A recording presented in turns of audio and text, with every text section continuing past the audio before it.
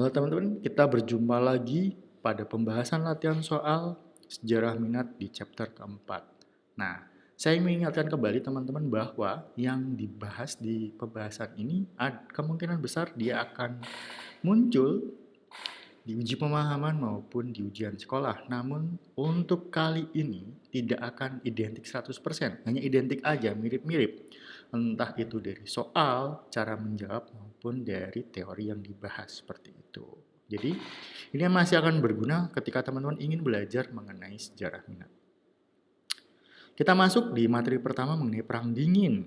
Nah, di soal 1, apa yang menjadi penyebab utama munculnya perang dingin? Nah, ketika kita membahas perang dingin, teman-teman, kita harus menarik garis lurus seperti ini. Nah, ini ada haluan kiri yang kita sebut dengan COM. Dan di sini ada haluan kanan atau kita sebut dengan lib atau liberalis. Nah, haluan kiri dan kanan ini adalah sebuah ideologi,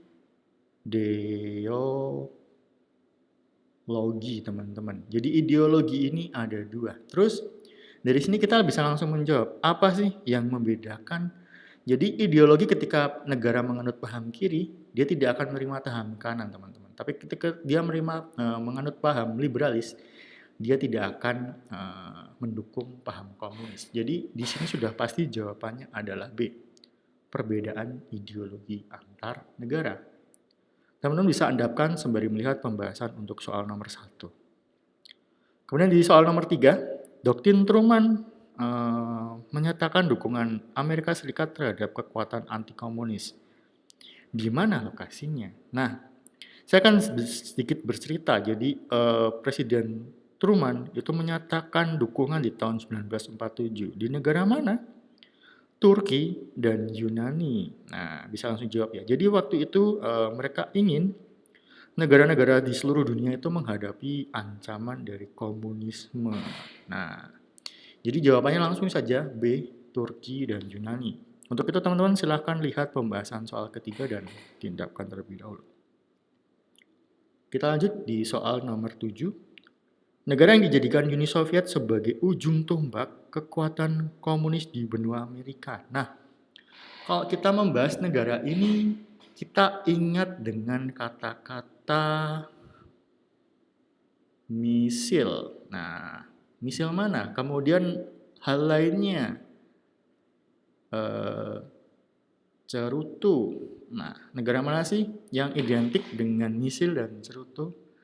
So pasti itu Kuba, teman-teman. Jadi negara Kuba adalah negara di benua Amerika, cepatnya Amerika Selatan ya, di tengah-tengah sedikit lah, yang dia dijadikan Uni Soviet sebagai jangkar untuk pengenalan komunis atau biang komunis di benua Amerika. Silahkan teman-teman endapkan sembari lihat soal pembahasan soal nomor 7. Kita lanjut di soal nomor 8. Fakta Warsawa dibentuk sebagai tanggapan terhadap pembentukan organisasi internasional yang mana? Nah, Fakta Warsawa. Teman-teman kalau bilang Fakta Warsawa itu mesti ingat yang namanya Uni Soviet. Nah, sebenarnya ini tidak jauh dengan perang Ukraina dan Rusia untuk saat ini ya. Jadi hal tersebut terbentuk karena NATO itu lahir, teman-teman. Jadi NATO lahir, Rusia ingin menandingi. Dibentuklah Fakta Warsawa. Jadi penyebabnya apa sih? Nah, jadi cikal bakalnya itu dibentuk sebagai tanggapan dari terbentuknya NATO atau the North Atlantic Treaty Organization. Silakan teman-teman endapkan sembari melihat pembahasan soal nomor 8. Nah, setelah membahas mengenai NATO, pasti tidak terlepas juga dari LBB, yang mana itu adalah produk dari Perang Dunia I dan PBB. Setelah LBB gagal, terbentuknya PBB seperti itu. Langsung kita lanjut ke soal. Tujuan LBB apa sih? Nah, LBB tujuannya ngapain sih? Dia tidak berhubungan dengan militer, teman-teman. Karena mereka pengen dunia ini damai, seperti itu. Kemudian memajukan kerjasama ekonomi antar negara. Apakah iya? Belum. Itu nanti terbentuk setelah PBB ada. Jadi LBB itu fokus untuk apa? Nah, kita lihat di poin selanjutnya. Fokusnya adalah memelihara perdamaian, teman-teman. Nah, mendominasi politik jelas enggak. Memperkuat negara-negara kecil kedaulatannya? Enggak. Karena mereka fokus di perdamaian aja. Jadi jawabannya adalah C. Silakan teman-teman endapkan sembari melihat pembahasan soal nomor 2. Kita lanjut di soal ke-7. Manakah dari berikut yang bukan struktur organisasi Perserikatan Bangsa-Bangsa? Nah, Majelis Umum PBB ada teman-teman. Bahasanya jelas ya, Dewan Keamanan ada ya, DK. Ingat punya hak apa mereka? DK ini punya hak veto. Jadi mereka punya hak untuk membatalkan kesepakatan yang dibikin oleh negara-negara lain. Cuma beberapa negara aja yang punya hak ini. Keamanan dan sosial iya, Mahkamah Internasional juga iya. Ada di Den Haag ya, Belanda. Sekretariat bersama enggak, Sekbermah ini bahasa kampus teman-teman. So pasti yang bukan adalah E. Silakan teman-teman endapkan sembari melihat pembahasan untuk soal nomor 7. Ingat ya, yang ada itu adalah sekretariat tetap, bukan sekretariat bersama. Kita lanjut di soal ke-9. Manakah yang menjadi tugas utama Dewan Keamanan PBB? Ingat Dewan Keamanan, berarti dia tugasnya ngapain sih? Menjaga keamanan. Nah, kemudian apalagi menyelesaikan pertikaian. Nah, kalau menyusun perjanjian gencatan senjata itu di majelis umum atau sidang umumnya. Jadi ini enggak. Perdagangan manusia itu lebih ke UNHCR ya atau pengungsian. Menyelesaikan pertikaian iya. Nah, saat ini pertikaian di mana? Israel dan Palestina tuh. Nah, DK ikut turun andil, tapi kemarin hasil resolusinya di veto. Ingat ya, veto oleh siapa? Oleh Amerika. Nah, veto. Kemudian menciptakan kerjasama ekonomi, enggak, itu urusan ekonomi PBB, bukan DK, atau bukan urusan Dewan Keamanan. Kemudian yang mewujudkan hubungan persahabatan antar bangsa-bangsa, itu tugas PBB secara general, jadi bukan. So, pasti jawabannya adalah C. Oke, teman-teman silahkan endapkan sembari melihat pembahasan soal nomor 9. Kemudian kita lanjut di konflik berbagai belahan dunia di Asia, atau fokus kita untuk Asia terlebih dahulu.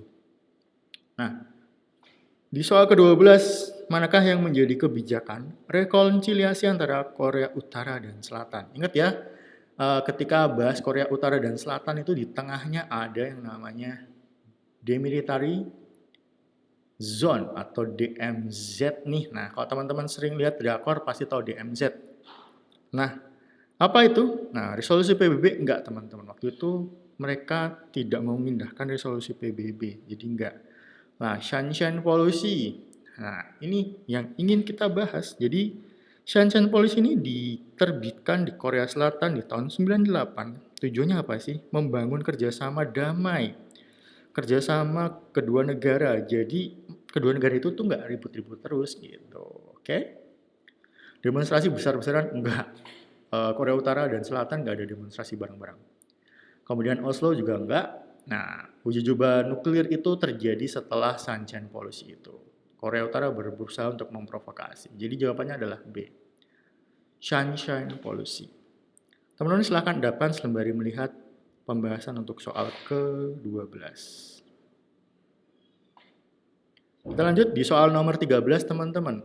Apa yang menjadi sengketa utama antara Tiongkok dan Jepang? Nah, dari ini sebenarnya kita bisa langsung cari aja mana sih yang bawa ke Jepang-Jepangan. Kashmir enggak, India. Vihara enggak, ini bahasanya bahasa Vietnam, bahasa Thailand. Bahasa Kamboja enggak. Sipa dan Ligitan jelas ya, kemarin Malaysia. Spratly. Nah, Spratly ini ada di Pulau Laut Natuna Utara atau Laut Cina Selatan. Enggak. Jadi Senkaku. Senkaku ini adalah pulau di selatan Jepang di mana dia diklaim oleh Tiongkok dan oleh Jepang secara bersamaan. Nah, secara lebih jauh nanti kita bahas di pembahasan selanjutnya. Teman-teman silahkan endapkan dulu sembari melihat pembahasan soal ke-13. Nah, lebih lanjut nih mengenai Tiongkok terhadap Kepulauan Senkaku. Nah, Senkaku ada apanya sih? Kita mulai secara general aja. Sumber daya alam, iya. Tadi Sipa dan Ligitan itu tujuannya buat apa teman-teman? Buat sumber daya minyak atau mineral kita. Nah, pariwisata jelas enggak ya. Ngapain? Di Cina banyak banget objek wisata. Bangsi di Cina nggak ada hubungannya sama pulau terluar. Resolusi ini kita anggap aja sebagai pengecoh, nggak usah. Dan deklarasi Balfour juga enggak. Ini bahasanya ke Eropa-Eropaan ya, jadi nggak berhubungan dengan itu. Jadi jawabannya adalah untuk eksplorasi sumber daya mineral, teman-teman. Lebih tepatnya minyak. Seperti itu teman-teman silahkan lihat dulu pembahasan untuk soal ke-14. Nah, setelah tadi kita lihat konflik di Asia, kita akan lanjut di Eropa, Afrika, dan Amerika Latin. Di soal ketiga ini kita lihat, nah tadi kita sempat bahas ya Ukraina Rusia, tapi ini di masa lalu. Apa sih yang memicu konflik di Ukraina, teman-teman? Nah, sebenarnya kalau etnis dulu ini adalah salah satu pecahan dari Uni Soviet, tapi enggak, mereka itu satu etnis Ukraina, jadi enggak ada di situ. Pemilihan presiden juga enggak masuk di situ. Kemudian pembatalan kesepakatan Uni Eropa. Nah, ini yang menarik. Jadi saat itu presiden Ukraina yakni Yanukovych itu membatalkan kesepakatan dengan Uni Eropa. Untuk apa? Untuk kesepakatan perdagangan dan kerjasama. Jadi ini menimbulkan yang namanya gonjang-ganjing di Eropa gitu. Perang dingin, setelah perang dingin ini, intervensi PBB masuk tapi bukan pemicu konflik ya. Jadi jawabannya adalah C, teman-teman. Silakan teman-teman endapkan sembari melihat pembahasan soal ketiga. Kemudian di pembahasan terakhir di soal ke-6, apa yang menjadi konflik di Somalia sejak 1988? Nah, teman-teman tahu ya, dengan Somalia itu di beberapa case yang kita baca bahwa bajak laut beberapa dari Somalia, tapi negara ini sebenarnya kaya, teman-teman, akan sumber daya alam, terutama minyak. Tapi di sana krisis air. Nah, udah bisa kejawab ya yang mana? Etnis enggak, mereka bertikai untuk merebut, bukan untuk memberontak etnis tertentu. Untuk perebutan kekuasaan, yes. Pasokan air, yes, mereka rebutan air. Karena di sana air langka, tapi sumber daya alam minyak itu melimpah. Yes. Kesepakatan damai enggak, di sana perang saudara, teman-teman. Intervensi asing, untuk saat ini belum ada intervensi asing di Somalia. Pencaplokan wilayah enggak. Jadi enggak ada orang yang mau mencaplok Somalia. Jadi jawabannya adalah B. Silakan teman-teman endapkan sembari melihat pembahasan untuk soal nomor 6. Dan teman-teman, kita sudah sampai di penghujung pembahasan latihan soal untuk sejarah minat di chapter 4. Saya harap ini berguna untuk teman-teman dan selamat melanjutkan di uji pemahaman dan ujian sekolah.